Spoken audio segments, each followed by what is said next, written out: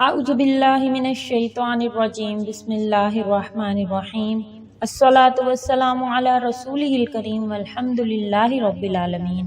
السلام علیکم ورحمۃ اللہ وبرکاتہ۔ معزز سامعین کرام، امید کرتی ہوں کہ آپ سب خیریت سے ہوں گے اور رمضان المبارک کا دوسرا عشرہ شروع ہو چکا ہے۔ انشاءاللہ امید ہے کہ آپ اس میں اپنے گناہوں کی مغفرت کروانے میں ضرور کامیاب ہوں گے۔ تو دوسرے عشرے کی دعا استغفر اللہ الذی لا الہ الا هو الحی القیوم واتوب الیہ یا استغفر اللہ ربی من کل ذنب واتوب الیہ۔ اس میں سے جو بھی آپ کو آسان لگے آپ نے صبح شام 100 مرتبہ اس کو ضرور پڑھنا ہے تاکہ اس عشرے کی برکتیں حاصل کر سکیں، اس میں ہم اپنے گناہوں سے مغفرت کروا سکیں۔ اس کے ساتھ ساتھ آپ نے لا الہ الا اللہ اور استغفر اللہ کو بھی اپنی کثرت میں رکھنا ہے۔ لا الہ الا اللہ اور استغفر اللہ کو بھی ذکر میں رکھنا ہے، اپنی زبان پر ان کا ذکر بھی چلتے پھرتے جاری رکھنا ہے، اور قرآن مجید کی تلاوت بھی کرنی ہے، چاہے ہم 4 صفحات ہر نماز کے ساتھ پڑھیں تاکہ رمضان المبارک میں ایک قرآن پاک ہمارا ختم ہو سکے۔ آج میں آپ کو بتاؤں گی ایک درود شریف کے فضائل، اور چھوٹا سا درود شریف ہے، اس کے پڑھنے سے کیا ملتا ہے، کیا کیا اس کی خصوصیات ہیں، دینی اور دنیاوی لحاظ سے درود پاک پڑھنے کے کیا کیا فائدے ہوتے ہیں۔ تو انشاءاللہ میں ترتیب سے آپ کو وہ بھی بتاؤں گی۔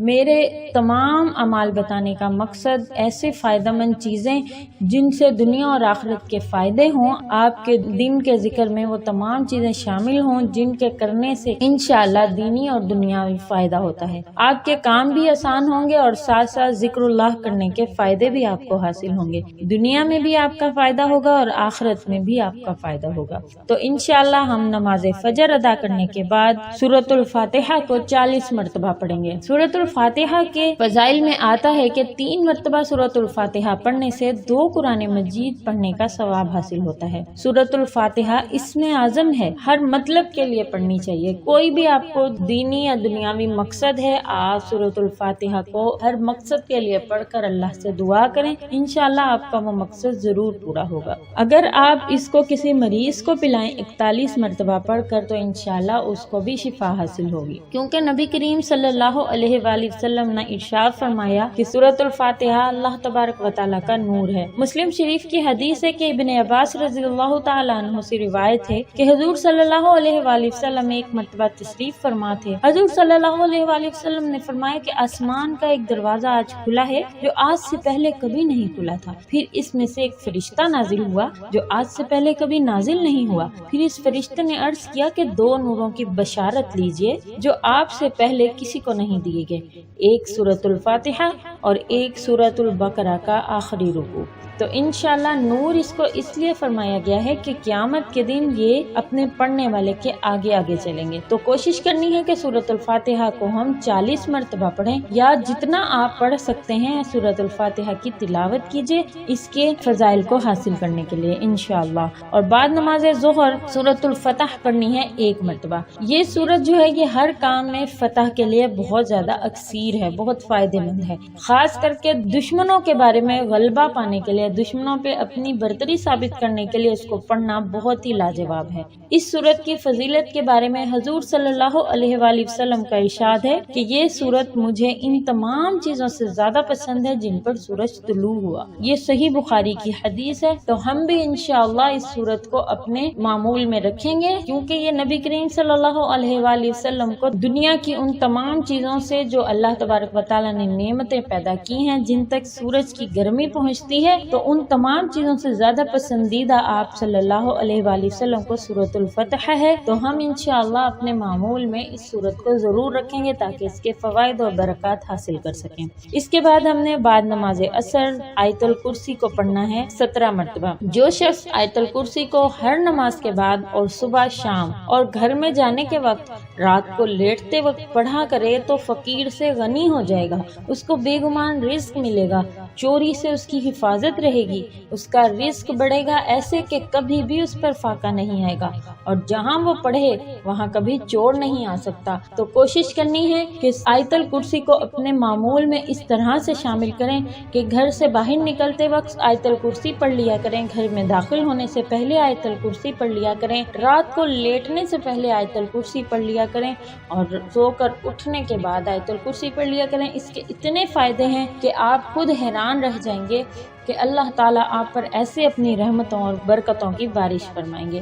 اور جو کوئی شخص 4 مرتبہ آیت الکرسی کو پڑھتا ہے اس کو ایک قرآن پاک پڑھنے کا ثواب دیا جاتا ہے۔ تو انتہائی آسان اعمال ہے جو میں آپ کے ساتھ شیئر کرتی ہوں، جیسے آپ کو آسان لگے، لیکن ایک ترتیب آ جاتی ہے جس کی وجہ سے ہم یہ کرنے کے پابند ہوتے ہیں، اور ایک چیز جو ہے وہ ہم سے کرنے سے نہیں رہتی۔ تو انشاءاللہ آپ یہ سب اعمال کر رہے ہوں گے اور آپ کو اس کی برکتیں بھی حاصل ہو رہی ہوں گی، اور آپ کو اندازہ بھی ہو رہا ہوگا کہ کس طرح آپ کے کام آسان ہو رہے ہیں۔ انشاءاللہ آپ دوسروں کو بھی کرنے کے لیے ضرور کہیے گا۔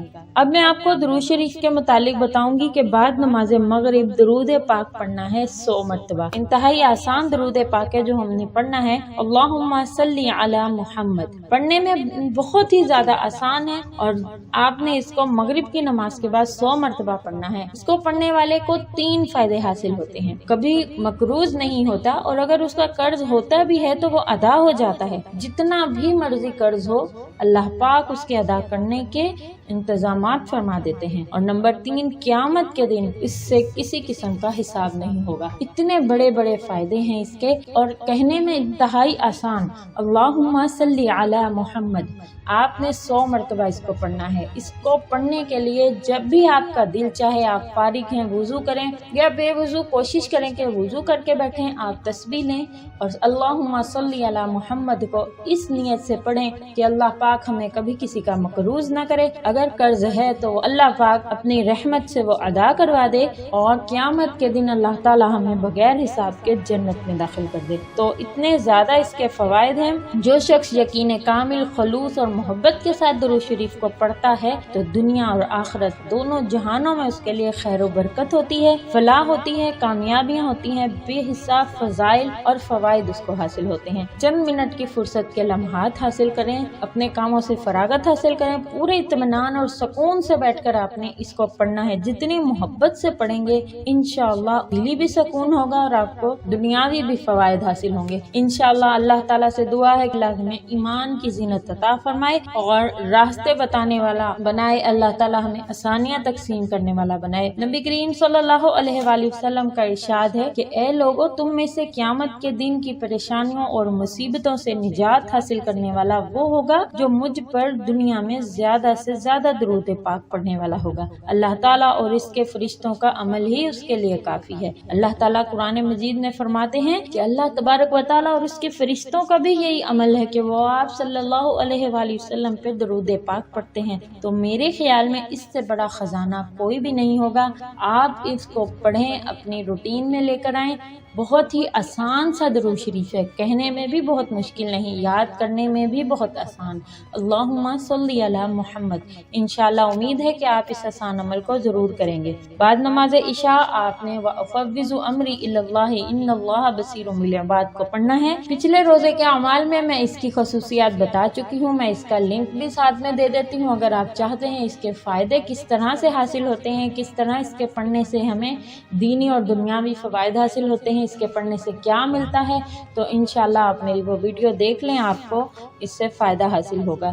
تو امید کرتی ہوں آپ کو یہ ویڈیو اچھی لگے گی، آپ لائک اور شیئر ضرور کیجیے گا، میرے چینل کو سبسکرائب کر دیں اور ساتھ لگے بیل نوٹیفیکیشن کو آن ضرور کر دیں تاکہ میری ہر نئی آنے والی ویڈیو آپ کے پاس نوٹیفیکیشن کی صورت میں پہنچ سکے۔ اگلے دن کے اعمال کے ساتھ آپ کی خدمت میں حاضر ہوں گی، تب تک کے لیے اس دعا کے ساتھ اجازت چاہوں گی کہ اللہ تعالیٰ آسانیاں عطا فرمائے اور آسانیاں تقسیم کرنے کا شرف عطا فرمائے۔ السلام علیکم ورحمۃ اللہ وبرکاتہ۔